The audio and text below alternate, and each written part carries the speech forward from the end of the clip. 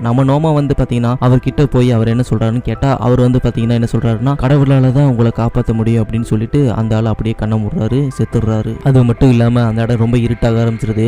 இருட்டான உடனே வந்து பாத்தீங்கன்னா -30 டிகிரிக்கு கீழே வந்து பாத்தீங்கன்னா டெம்பரேச்சர் போயிருது. அதுக்காக அவங்க என்ன பண்றாங்கன்னா அவங்க கொண்டு வந்த லக்கேஜ் எல்லாம் வச்சு அந்த ஓப்பனா இருக்க அந்த ஃபிளைட்டோட பார்ட்ல வச்சு அடைச்சிடுறாங்க. இருந்தாலும் வந்து பாத்தீங்கன்னா உள்ளுக்குள்ள ரொம்ப கடுமையான குளிர்ல இருக்கிறதுனால அங்க அடிபட்ட ஆட்களும் அங்க இருக்கிற ஆட்களும் வந்து பாத்தீங்கன்னா கதற ஆரம்பிச்சிருவாங்க. அதுல ஒரு பையன் வந்து பாத்தீங்கன்னா ரொம்ப கதறிட்டு இருப்பான். அடுத்த நாள் காலையில அந்த பையனும் இறந்து போயிருப்பான். அதை பார்த்து நம்ம நோமாவை மட்டும் இல்லாம அங்க இருக்கிற ஆட்கள் எல்லாருமே வந்து பாத்தீங்கன்னா ரொம்ப வருத்தப்படுறாங்க. அதுக்கப்புறம் வெளியே வெயில் அடிக்கிறத பார்த்துட்டு அங்க இருக்கிற ஆட்கள் எல்லாம் வெளியே போறாங்க. எங்கதான் இருக்கும் அப்படின்னு சொல்லி பாக்குறதுக்கு. வெளியே போய் பார்த்தாதான் தெரியுது மிகப்பெரிய பனி மலையில வந்து நம்ம மாட்டிட்டோம். சுத்தியும் வந்து பாத்தீங்கன்னா வெள்ளை வெள்ளையன்னு பனி மட்டும்தான் இருக்குது.